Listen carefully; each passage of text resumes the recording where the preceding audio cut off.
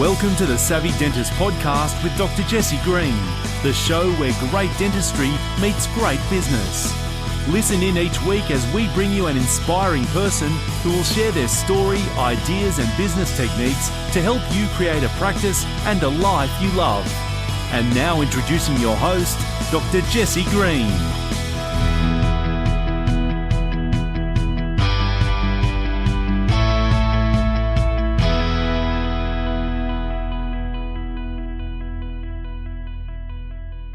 Hi everyone, welcome back to SavvyDentist.com and to the Savvy Dentist podcast. It's Jesse Green here at the control panels as always, and I'm delighted to have you here for another episode. Now, our conversation today is, I believe, a really important one, and we're talking about the topic of well-being. As dentists, we look after so many people, whether it's our patients, our team, whomever it happens to be, but sometimes we need to also take care of ourselves. We need to take care of ourselves from a couple of different perspectives. Clearly, we need to take care of our body, our physical self as we go through dentistry, making sure we can have a nice long career as a practicing dentist by not doing things to upset our muscular-skeletal system. But equally and just as importantly, we want to take care of our emotional well-being. And my guest today is Anikó Ball, and she is an absolute legend when it comes to taking care of oneself. She's obviously incredibly well known for the work she does in helping dentists achieve perfect posture from a working perspective and really making sure they take care of their physical well-being. But she's also really skilled in helping dentists take care of their emotional and spiritual well-being. And we're talking about this because I really believe that as dentists, we want to have a long career in dentistry. We want to be able to look after people. We want to be able to give our best selves to them. But all through that process, we can only give what we have. And that means from time to time, we need to be able to stop and pause and replenish ourselves. And this conversation talks about a wide variety of things that we as practitioners can do to take better care of ourselves and those around us. It's a really thought-provoking conversation. And what I really admire about Anikó, apart from her obvious expertise, apart from her obvious experience in training people to sit better and work better, but what really impresses me mostly about Anikó is her caring, her kindness, her desire to help, and it comes through in absolute spades in this conversation. She is a really nice person, really skillful person, really bright person, really insightful person, and she just wraps all that together with wonderful advice to help you take care of yourself so that you in turn can take care of others. So I hope you find this conversation as stimulating as I did, and I really hope you get some value out of it because I believe in this conversation particularly, this is a conversation we need to come back to time and time again. It's really important. So please do take care of yourselves and please do take action on the material that Anikó shares. So here she is. Dr. Anikó Ball, thank you so much for taking the time to come and join us at the Savvy Dentist podcast. How are you today? I am really well, and it's a pleasure to be talking with you. Thank you for the invitation. Oh, look, it's an absolute joy to be talking to you. I've been familiar with your work for many years. I've read lots of articles, and even as a younger dentist, I was always interested in the work you were doing because you've been a pioneer in the field of ergonomics and posture and well-being and trying to essentially preserve the longevity of dentists, which is, I think, wonderful work. So thank you for all the work that you do. I think it's really important work, and I'm looking forward to diving into a bit more of it today. Oh, thank you for saying that. I'm absolutely driven by a passion to save my colleagues from suffering physically, mentally, emotionally, because a lot of it is preventable and it is possible to reduce the risk. Well, I'm looking forward to touching on all of those things. Anikó, I was talking to a friend of mine the other day. We were out, and he said to me the other day, Jesse, being a dentist must be incredibly stressful. Usually the topic that comes up when you talk to your friends who are not dentists, they usually want to say either you earn a lot of money or be the highest suicide rate in the world. One of those two conversations seems to come up all the time. But I wanted to just talk about stress for a moment because it is a big factor in dentistry, whether we're dealing with our own stress, whether we're dealing with our patients' stress and anxiety, or indeed whether we're dealing with the stress and anxiety of our team. And so what I wanted to ask you about, particularly around stress to start with, was why do you think dentistry can be so stressful? What is the origin of that stress? That's an interesting question. And just a few people know the fact that I have been asking this question and looking into it for a long time. I was in fourth year dental school at Melbourne University when I read about a research project done by Melbourne dental students a few years earlier. I think it was in the 60s. And they found that there was a high suicide rate, high morbidity rate, stress-related illnesses. And I thought, oh my God, I'm going to graduate into such a stressful profession. And that spurred me on to learning ways of calming myself and calming my patients. And I think there are many reasons for this. One of them is that a lot of patients come to us and they would rather be anywhere but seeing us. And often I remember as a young graduate, I would have patients who said, nothing personal, doc, but I don't really want to be here. Well, unless you're trained not to take it personally, you do. And so I learned to look at it as, you know, when you go out into the rain, you get personally wet, but there's no intention for the rain to hit you only, and it's really not personal.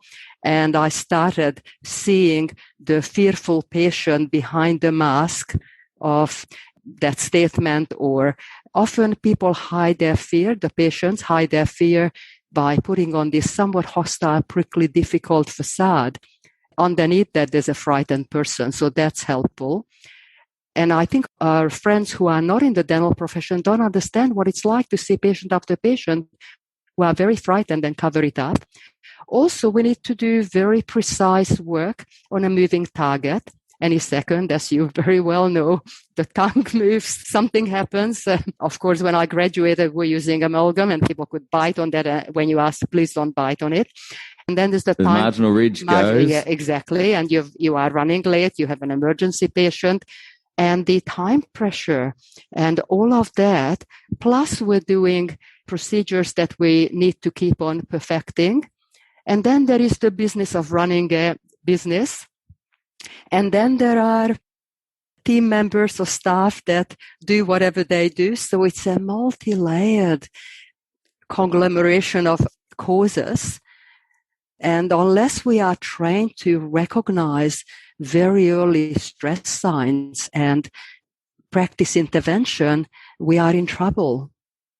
It's a really interesting thought. And I've got quite a few questions running around my mind at the moment. And it's a bit like a jumper with lots of loose threads. I'm going to try and pull on one or two of them and see where we go.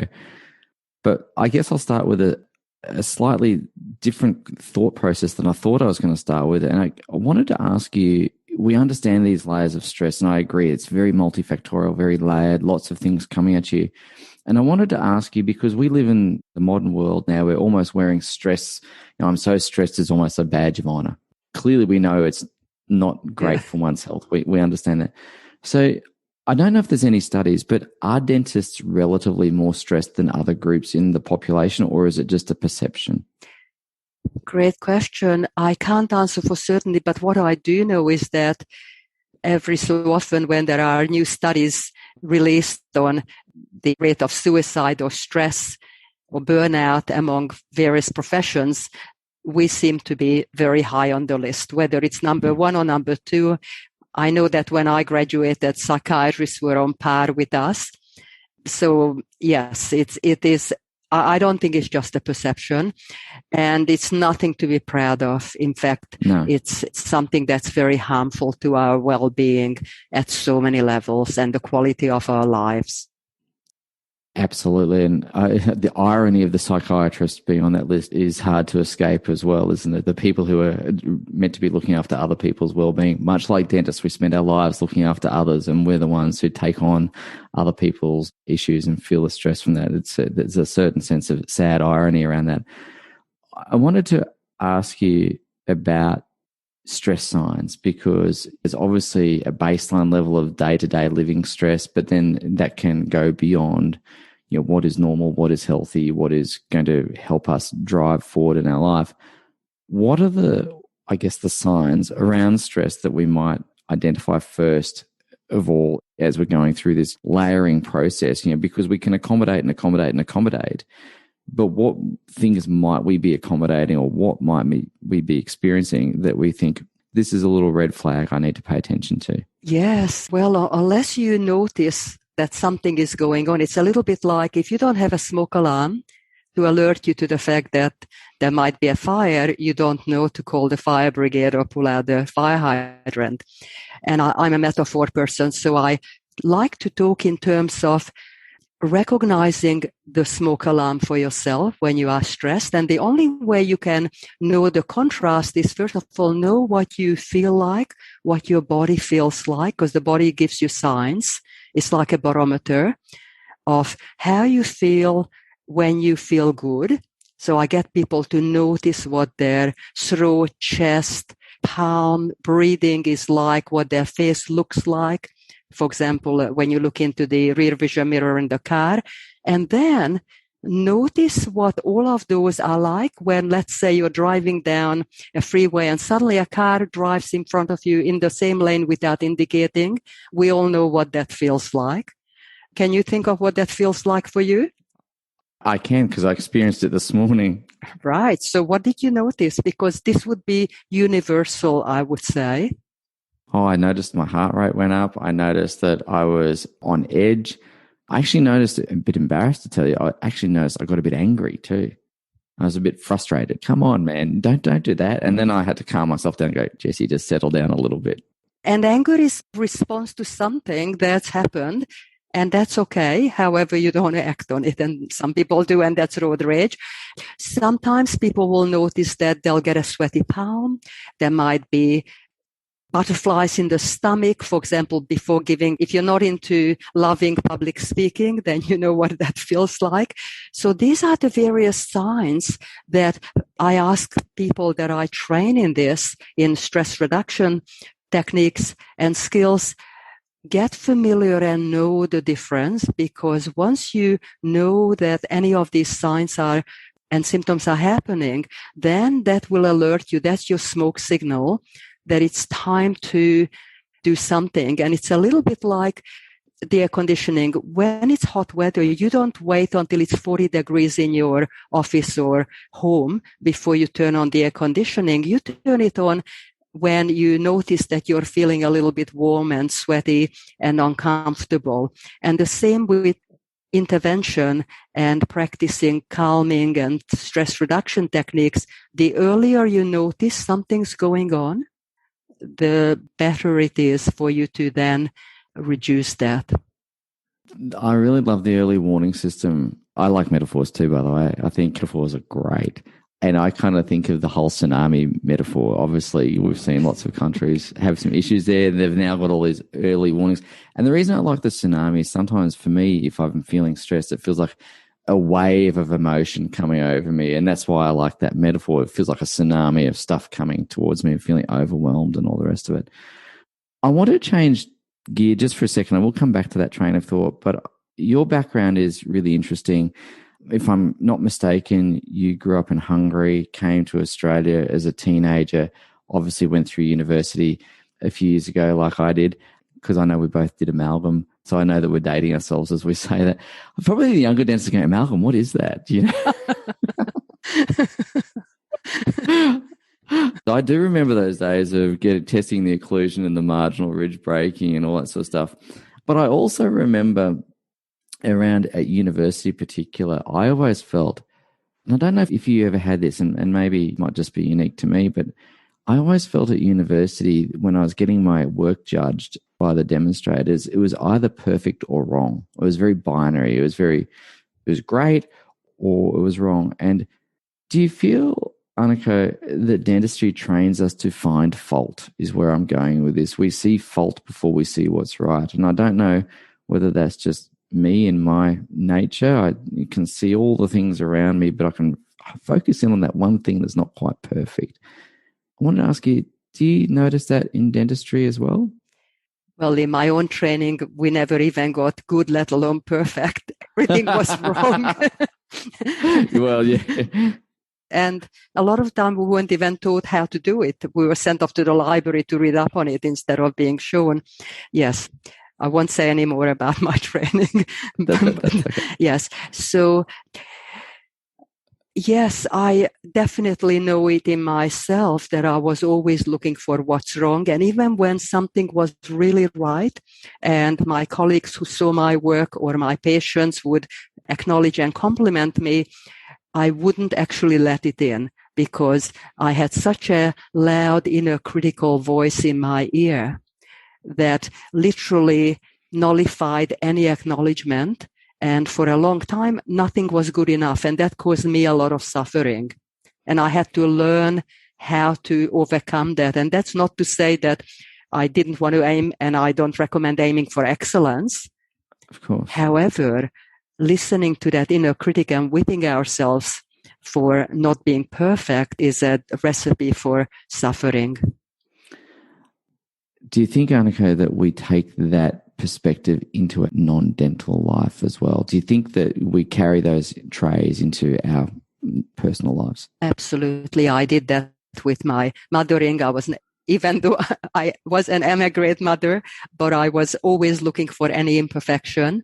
And I had to train later in life, good enough, and being kind and compassionate with myself, still aiming to be more effective, but that was different to setting a bar that I was always going to fail.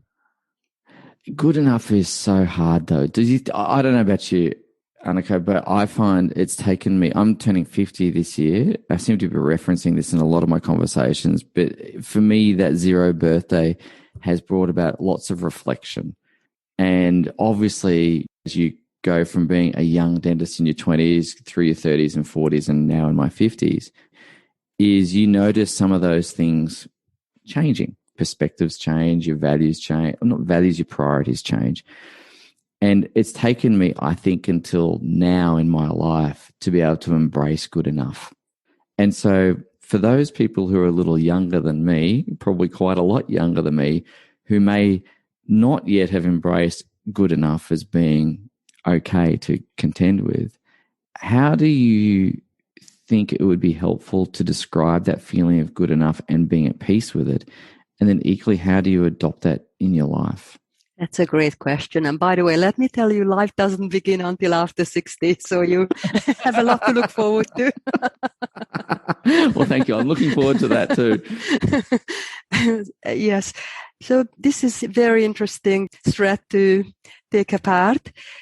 The way I would talk about this with you is that instead of, let's say something happened, whether it was in a dental context or outside, but let's put it in the dental context. And I used to always put myself down. Even if I did a really good job, it was never good enough. And I would literally whip myself. I beat myself up. And then when I learned, and it didn't come easily, I actually learned to be kind and compassionate with myself. And then what happened was, whenever I thought I could do better next time, I would say something like, so I would acknowledge, first of all, that I did the best I could in that moment, given the circumstances, whatever. And that's not to say that we shouldn't do the best we can. Of course. But I learned to put my hand on my heart, literally, and say, well, sweetheart, I took myself like this. You did really well, given whatever. And well done. And let's have a think how next time, what might I do different, or could I possibly do different and be more effective? But I wouldn't put myself down, and I would still be aiming high.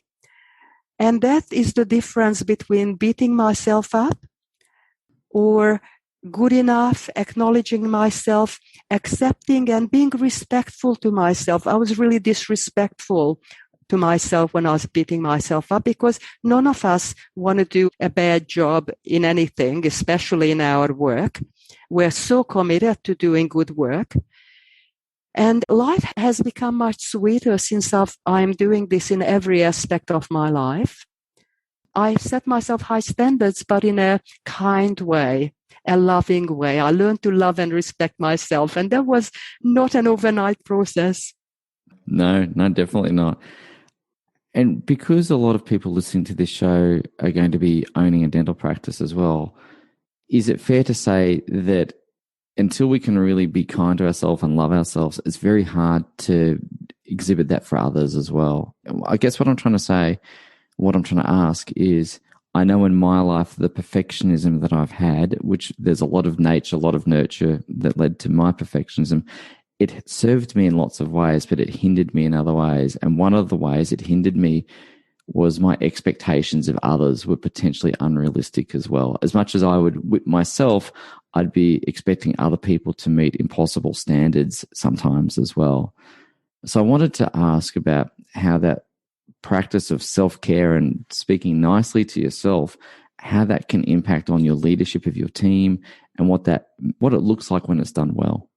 Maintaining standards, but being compassionate. Yes, that's actually well put. Maintaining standards and being compassionate. Because often people think that the way to be as good as you can is to whip yourself. And we now know through massive research that that's a kind of a negative parenting of ourselves and others. It doesn't work. There's a saying that we can only give away what we have ourselves. And if we don't have self-compassion, acceptance, and love, then no matter what words we use to reassure others that we are not judging them, they feel the fact that we are judging them, that we are harsh in some way. Even no matter what we do, people read the body language. They get that sense from us. So being really kind, and what I needed to do was literally, it's almost like brainwashing myself. Another metaphor I've used is it's almost like you have a negative radio station playing. That's the critical inner voice that isn't kind at all. And I had to start a positive radio station. And I read it in one of the self-help books, Louise Hay, You Can Heal Your Life. You're familiar with that. And she said, keep on repeating as many affirmations as you wish, but my main ones were, I love and approve of myself. So I went through, I didn't believe it would work. It was just at a time when I was really suffering from my own judgment and criticism of myself. And I thought, what do I have to lose? So I would repeat it over and over and over again as I walked, as I was on a tram, whenever I could. And after about 6 weeks, an interesting thing happened. This was some years back. The positive radio station just played, and that was lovely. But then when there was a real, I'll call it a stuff up, you trip over or you drop something or definitely you did something, and even for a lot less than that, I would berate myself. Instead of the negative radio station, the positive one came on, and automatically I heard this, I love and approve of myself, and I was amazed. And to this day, no matter what's going on, and it doesn't mean that I don't reflect on how I could do something better and more effectively, but the positive radio station comes on. I love and approve of myself. And that has opened up this gentleness and kindness. I've done other things as well. And also I had the really good advice of talking to myself as if I was talking to a little 5-year-old who fell over and hurt her knee. I wouldn't scream at her for being silly for falling over. I would kiss that knee and be kind. And I started talking to myself as if it was to that little girl. So I've used various techniques, but that was the real breakthrough technology for putting in a positive radio station, because we have these conversations. It's almost like software. What software do you want to have? And it's hard to delete the negative radio station, so it's a voiceover. I love that. I really appreciate you sharing that story because I think it's so real. And there's a lot of us walking around with a negative radio station in our heads, and it takes practice and training to replace that radio station, to change the channel, to tune into a different frequency. And I guess from there, as you said, you can't give what you don't have. So once you're kind to yourself, it allows you to be compassionate with others. Could I ask you a question? And this is perhaps a loaded question. In your own world with business you run and other things that you do, if you see someone else who is not quite performing at the standard that you would expect of them, on a practical level, how do you address that with love and kindness and still wanting to hit that standard or maintain a certain level of performance? Could you just speak to that for a moment? Because I think what some people are going to struggle with or potentially identify with is, how do I do that without lowering my standard? I'm happy, the kindness part I understand, but how do I do that and maintain the standard? With someone else. Yes, with someone else. Yes. So before I answer that, I'd like to just say that I was a practice owner some years ago, and I had the good fortune to learn to do what's called I think it was called the discriminating interview.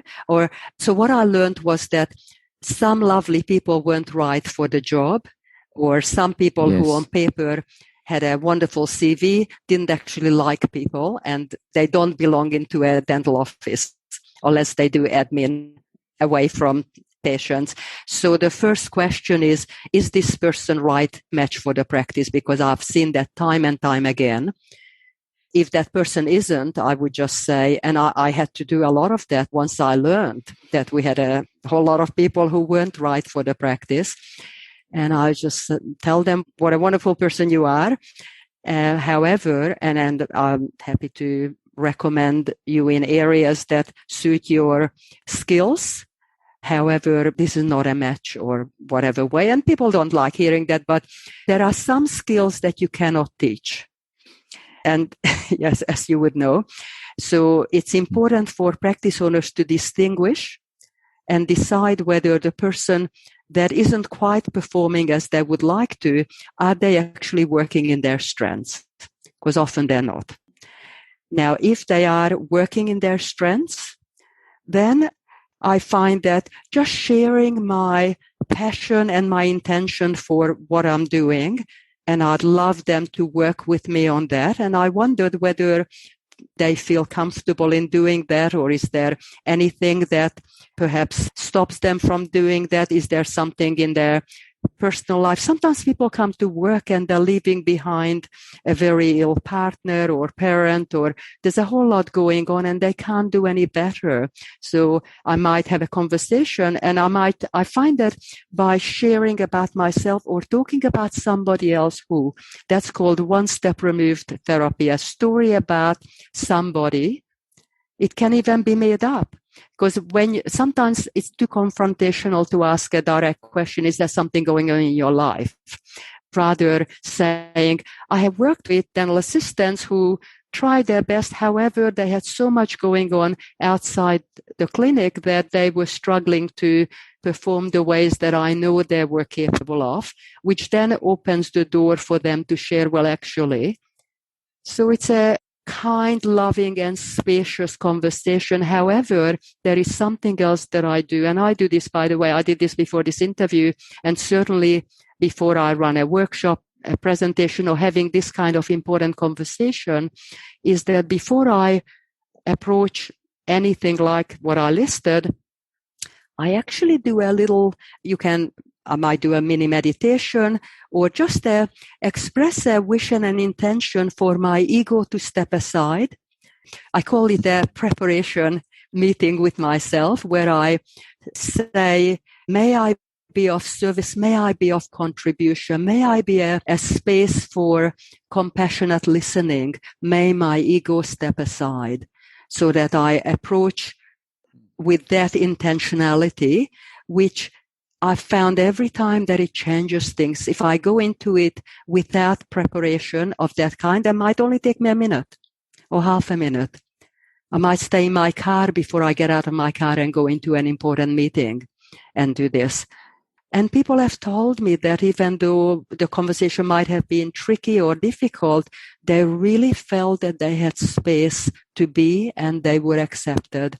And I would listen by coming back to myself and being really present. Wow. What I'm hearing in that, Anikó, what I'm hearing coming through really clearly is kindness, and kindness to yourself, kindness to others. And I really, really resonate with that. Kindness is obviously something that you exhibit and display. I would hazard a guess is probably one of your core values somewhere in amongst all those things, and it comes through. I love that. I wanted to just inquire a little bit. I know you've done a lot of different training outside of your traditional dental training. So obviously you've got your dental degree and so on and so forth. But you've also done a lot of work in hypnosis. You've done a lot of work in the Alexander method as well. And before we get into the physical work that you're so well known for is around posture and ergonomics and longevity of career, which we will absolutely touch on, I do want to just talk a little bit about hypnosis and the role it's played in your practicing life. And because sometimes when we think of hypnosis, we think of the stopwatch swinging on the chain and, dancing around like chickens on stage or, whatever. And of course, that's not what we're referring to. We're talking about clinical hypnosis and other things. I wanted to ask you, firstly, if you could just help people understand who may be less familiar with what clinical hypnosis can do and what it actually is. Could you just walk us through a bit of an overview of what that involves? Yes, well, I actually trained in self-hypnosis already as a teenager. As you can imagine, coming from communist Hungary, not speaking more than 5 words of English was very difficult. And so to help me through a very difficult time, I trained in self-hypnosis, and that got me through exam pressures and really helped. And then in my 4th year of dentistry, when I realized that I was going to graduate into such a stressful profession, I trained in hypnosis so that I could use it on my patients. What I found was that the traditional hypnosis, which is known as listen to my words and do as I say and close your eyes, I didn't find it as applicable to dentistry.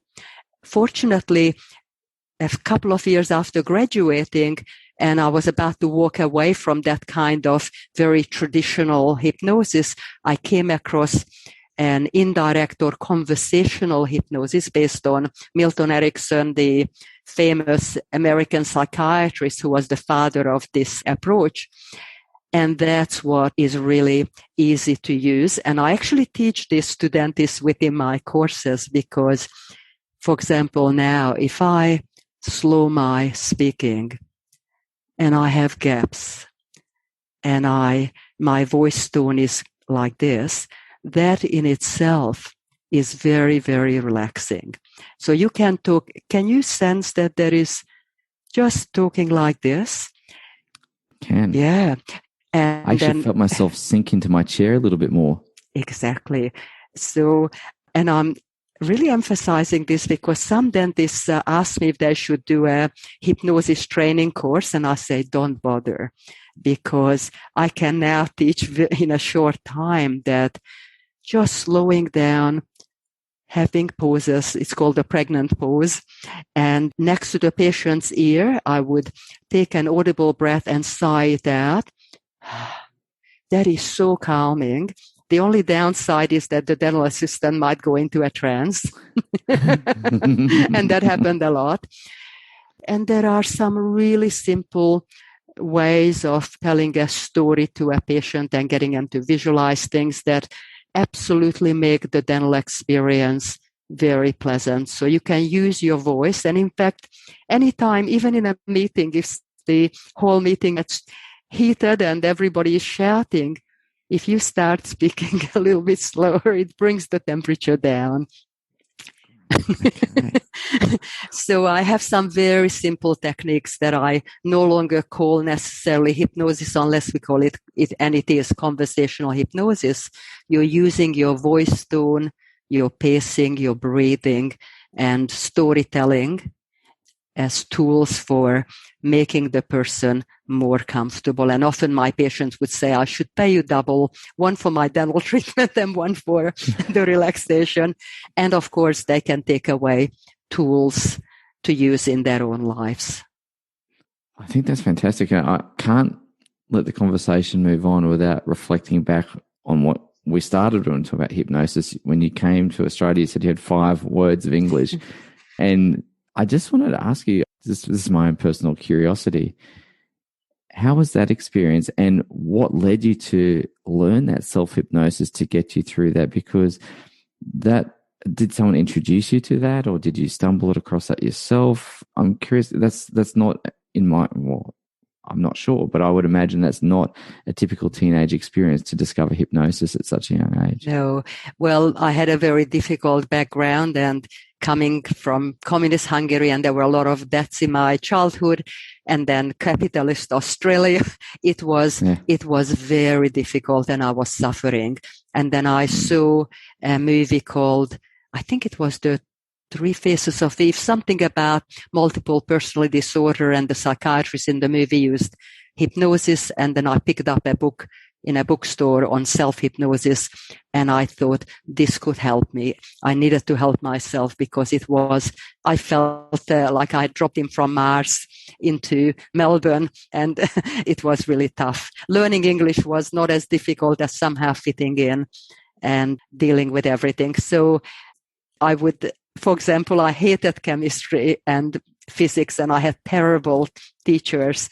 And the way I made myself study chemistry and physics, and I got honors in them, to get into dentistry, you had to do well, is I would get up, I would hypnotize myself and give myself post-hypnotic suggestions that when I get up from this, I'm going to love learning my physics and chemistry. And it worked.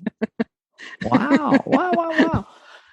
This sounds like it's been, obviously, what I'm taking away from this conversation, Anikó, is that you're so well known in the space. Everyone knows who you are. Everyone knows, or at least has an understanding or an appreciation of the work that you do, if not necessarily in all the detail.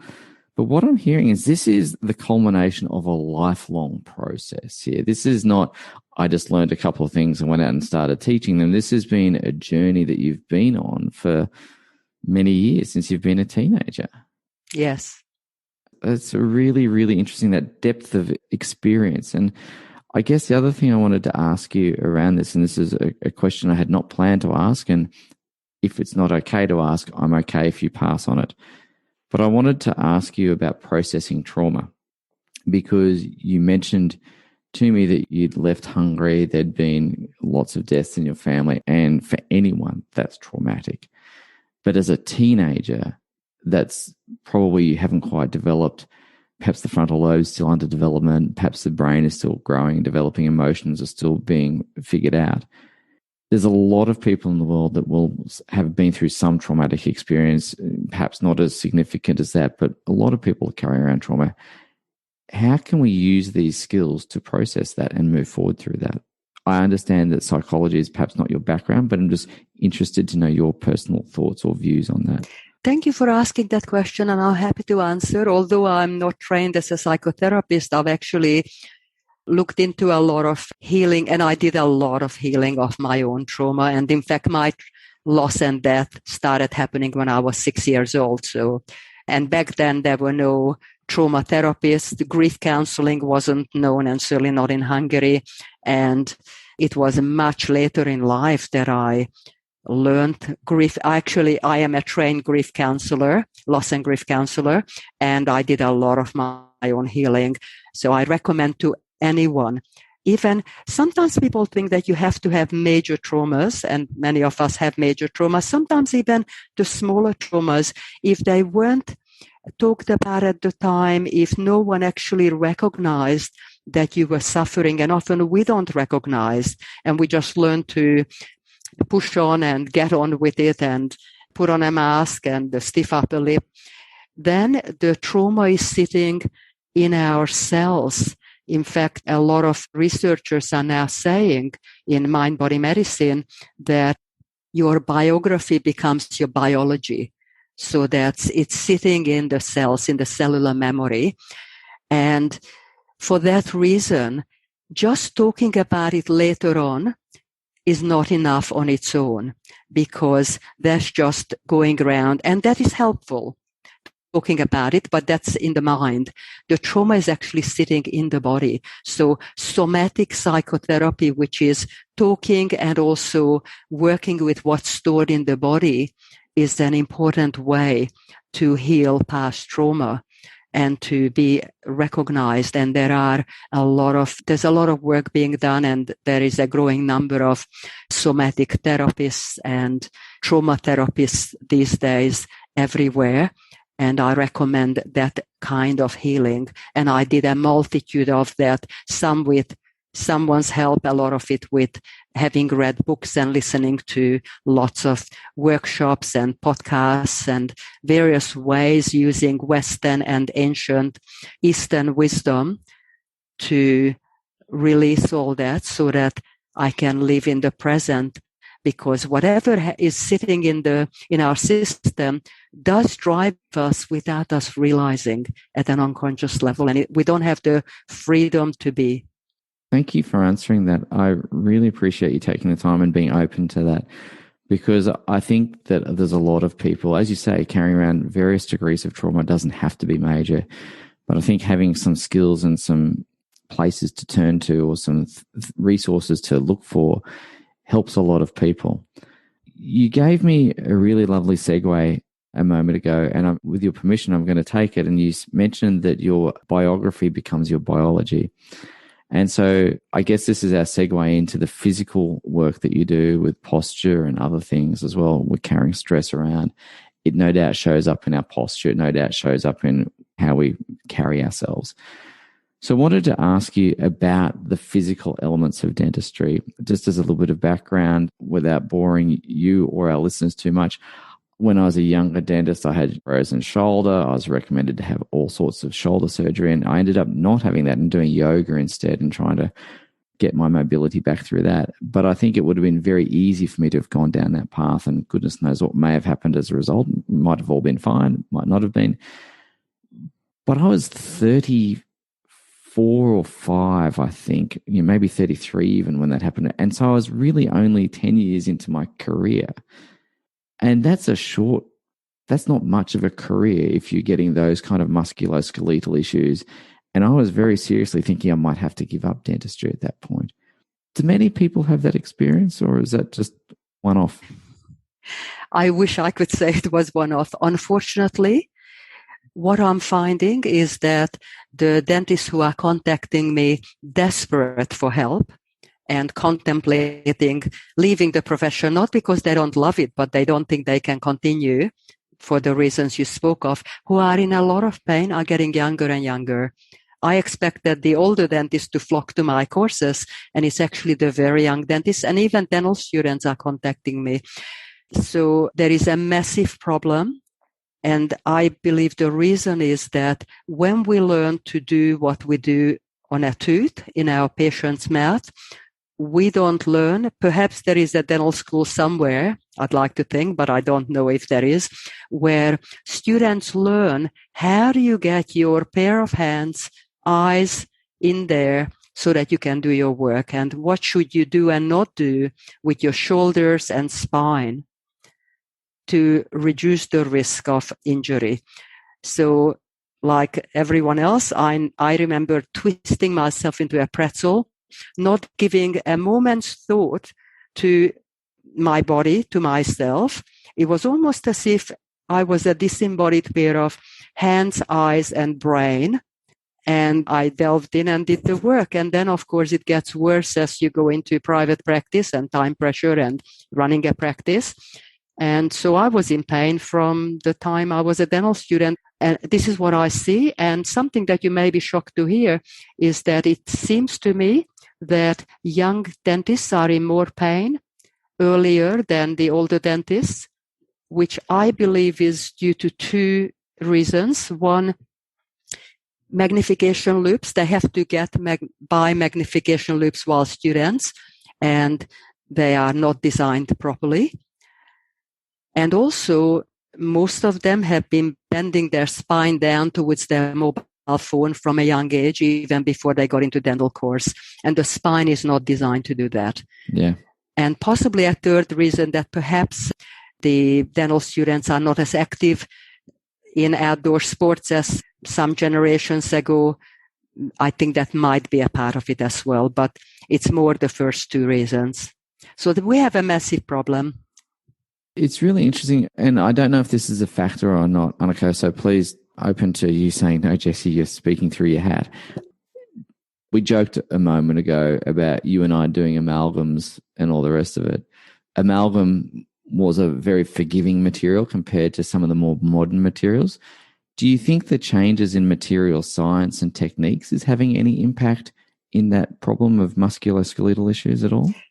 Perhaps the complexities might add to the mental stress and difficulty. I think procedures have become more complex, and the need for dentists to keep up to date with more and more developments, because earlier We're giving away our age, which we have already given away, but cavity preparations and materials didn't change for 50 years at one point, and then they changed every few years, and now it's a constant evolution. So there's probably more demand. And I think there's another layer, social media. Young dentists are seeing master dentists post on dental Facebook groups their very best work. And then, of course, your critical inner voice is going to have a field day. Yes. Yeah. And one of the most wonderful things that one of the admins of DPR did not too long ago was he actually talked about failures, things that didn't work. And we all have them. We just don't talk about it. Which is great. So let's just talk about those physical problems that people have. And I know that people should definitely go and attend your course and get an in-depth understanding of that. But just really quickly, what are the common mistakes when it comes to setting oneself up for work?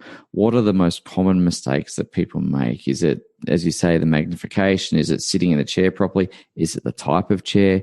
What sort of issues, culprits mainly? A couple of headline ones. So the first one is that most dentists don't realize that unless they're working with a microscope or refractive loops, which are like a mini microscope, you cannot sit upright and hope to look into a patient's mouth without neck damage. Right. There's only a 10-degree freedom at the top of the spine, which is at the height of the ears, to look down. So you need to transport your torso slightly forward, pivoting at the hip joint. So that's the first thing. And you need to sit on your sit bones on a firm seat. So a lot of dental stools are not well designed. The dental chair should be as thin as possible. I talk about inner and outer ergonomics. What you're doing inside, how you organize yourself, is your inner ergonomics. And everything but you in the surgery is the outer ergonomics. So there are some outer ergonomic challenges, and a lot of so-called ergonomically designed equipment isn't. The other big mistake is that most dentists will lean, for example, a right-handed dentist will lean to the right. Gravity is always vertical. So leaning to the right, the spine is not designed for that. Gravity is acting unevenly. I say to dentists, move your stool, move the patient, move the chair, ask the patient to turn their head, but do not twist your spine or lean off to the right or left because you're doing yourself harm. And the next big one is most dentists are raising their non-dominant shoulder and elbow. So for most dentists, that will be the left side. And the muscles that move the shoulder and arm are movement muscles, not designed for lengthy contractions. So they're going to have sore shoulders. So if I said to you, and you'll see what I'm doing, but for listeners, if I raise my arm and hold it like this, even for a few minutes, let alone hours, you know that you'd have a sore shoulder. When we do a little lift of the shoulder and elbow, it doesn't look like a full raise of the arm, but it's the same thing as far as the movement muscle activation is concerned. These are not muscles designed to hold up the arm against gravity. Also holding the mouth mirror, hovering away without proper finger rest, where we're actually releasing the weight of the arm, again, is a recipe for shoulder pain. So these are some of the very common problems that I see. There's more, but depending on how much time you'd like to spend on this. Well, it's really interesting. I was talking to years ago when I told you I had those shoulder issues, and I was describing it to an older dentist, and he had had his own shoulder problems, and I don't know if he'd ever seen you, but he said to me, "I bet you it's your mirror." And I went, "Absolutely, yes. It was my mirror." And I was surprised that he knew that so well, and I was surprised to have had that realization, and you've just given me the reason why it was my mirror arm. So thank you for completing that loop for me. When people are setting up their surgery, what sort of physical design factors do you think make a difference that allow for a good working environment? Is there anything in particular in the construction of the surgery that needs to be considered? Yes, having space around the dental chair is really important. And can you believe that the one measurement that's not in the guidelines of the Dental Association, they have guidelines on everything, including the kitchen sink, is the space around the dental chair. So what I mean by that is that when the patient chair is fully supine, horizontal, there needs to be something like 70 to 90 centimeters around the chair so that you can, the dentist or clinician can move back enough to be able to pivot forward a little bit at the hip joint. And there are practices where there isn't enough space behind the patient. And the closer, that's another common problem that I see, is that dentists are sitting so close to the patient chair that the cloth of their uniform is touching the edge of the headrest. And that means that the only way you can look into the patient's mouth is to bend your spine. Yes. And the spine gliding joints are not designed for lengthy bending. And there have been a couple of dentists who I advised when they contacted me or they did my courses and said, Anikó, there's not enough room for me to move back a fraction, because I teach people to move back a fraction. I said, unless the practice can make changes for you, I recommend you leave the practice, because that's career suicide to stay. And a few dentists have actually resigned because they were working in surgeries that were substandard. And I've tried to influence the ADA to include that in the guidelines, and I haven't been successful so far. Fingers crossed. Maybe this podcast will go a little way to helping that as well. So if ADA, if you're listening, please let's get these guidelines sorted out. So that's one of them, and there are some others as well. So Anikó, there'll be people listening to the show who, as I said, many are practice owners, some not. But in terms of physical self-care and looking after our body, and whether it's stretching or yoga or other things, what sort of things can we do to prepare for the day? And what sort of things can we do between patients, or what sort of things can we do at the end of the day to keep our body in the best working order possible? That's a very important consideration. Some dentists don't get up for hours. And my recommendation, strong recommendation, is that even if you have a very long appointment, and I know that some crown and bridge preparation appointments are long, just give the patient a few minutes rest, even 1 minute, and you getting up and moving your body is worth it. And it's a good rest for the patient as well. And it's just standing up, even if you can't leave the room. If you've got room to do, I say to dentists, find your inner hula girl or hula boy and do a mad kind of shake and move your hips and dance behind the patient. You can dance in front of the patient, and the patient will think you are the coolest dentist on earth. Or go out of the room and just move your body. Also very important for eye health to take off glasses, magnification loupes, and look at distance near and far. Use your peripheral vision, look into natural light, look at sky, greenery, and that's very good for you. If there is time, and certainly at lunchtime, I recommend taking a yoga mat if you've got the space, and you can do some gentle stretches even without a yoga mat. But what I do recommend, and any of the listeners can go to optimumdentalposture.com website, and on the homepage, if you scroll down, there is a question, what is active rest? If you click on that, you will find instructions and illustrations showing you and guiding you to what's called the active rest, where you lie down and release compression of joints, decompress the spine. It's mentally, physically, emotionally calming. And practices that I've trained in ergonomics and wellness workshops, they do that at lunchtime and certainly after work, because this is a really good way to undo the damage of the stresses, the fact that gravity is acting on you as a downward force all day, and helps to repair some of the damage that we have sustained just by doing what we do. I really appreciate that. It's really practical, really useful. Walking, moving, also in between patients or whenever possible, because we're so forward oriented with our arms, rotating the arms backwards is really helpful. and just doing some side swinging and stretches, but not a forceful stretch, but rather releasing into length kind of stretch, which is different. It's a gentle, slower stretch, which is actually more effective because it gives time for the muscles and fascia to release. Okay. Excellent.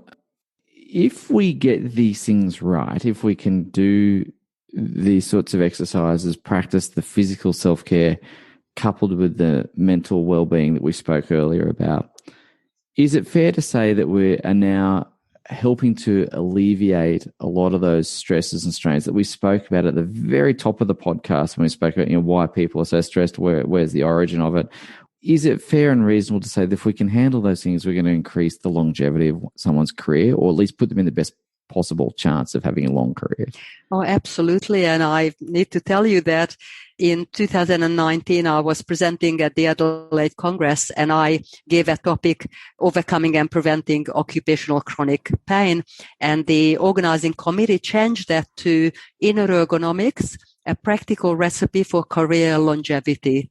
And that was what they thought. Well, 200 dentists came along and listened. I do believe that that is the recipe for improved quality of life and career longevity. I also recommend that dentists look at ways of decluttering their day. So I consider part of self-care is to possibly work on longer appointments, having a little bit of time in between patients, because we are going to be more productive when we're not under the pump. So it may mean that you are strategic about your appointment book and caring for yourself and prioritizing you. And often people say, "Oh, Anikó, that sounds a bit like I'm being selfish." And I say, no, that's extreme self-care, because you only have one precious you. And my motto, which you probably saw in most of my articles and postings, is take care of yourself. You are your most precious instrument. And I often see dentists take better care of their cars and their handpieces than of themselves. And the other thing I would say to that is also take better care of their patients as well. Yes. In addition to that, and one of the things with dentists and all healthcare providers, we get into healthcare because of the care part. But that care needs to extend to oneself as much as anyone else or anything else. And I really appreciate that message. I think it's a really important message. Anikó, you've been incredibly generous with your time today. It's been a really fascinating interview. It's very intellectually stimulating for me to have a conversation with you, because there's so many things that we could talk about, and we've been able to tap into a rich vein of around self-care. We've been able to tap into emotional well-being. We've been able to talk about dealing with past traumas, and of course we've been able to talk about the physical elements of maintaining good posture throughout your dental career. On a personal note, I just really want to say how much I've enjoyed talking to you. So thank you so much for what I consider a really fun conversation. I really hope you've had a good time, and I really hope that our listeners enjoyed this conversation too. So your work is incredible. For anyone who wants to come and hear you speak or do some courses with you, what would be the best way for them to reach out to you, please? Through my Optimum Dental Posture website. Also, I'm on Facebook. There's an Optimum Dental Posture Facebook page, and dentists can reach out to me and I will respond. And often I have conversation with them to find out what their concerns are, and I tailor-make workshops for them. Right now, I am offering a blended training for Victorian dentists, where some training will be online and some in person. For interstate dentists, right now, I'm only offering online training. And one of the silver linings of the pandemic was, Jesse, that it forced me to explore the outer limits of what's possible online. And I must say that I've come up with ways of doing some very successful practical training in dentist-owned clinics, which I didn't think I could do. So that's where I am right now, given the COVID-safe way of operating. It's been fascinating. I would never have wished COVID upon anyone, and I'm sorry for anyone who's had an adverse experience with COVID. But the gift of COVID is it forced some innovation upon us as well, and some different thinking and how we overcome things. And like you, we've had to adapt to that as well. So, ladies and gents, if you'd like to find out more about Anikó and her work, please do reach out to her via her website or on Facebook or the other social media channels.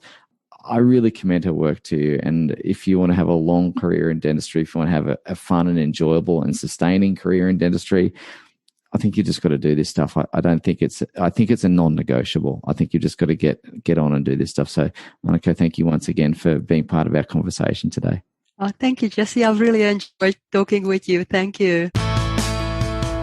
Thank you for listening to the Savvy Dentist podcast with Dr. Jesse Green. For more free tools and resources, join the free Facebook group. Visit drjessegreen.com/Facebook.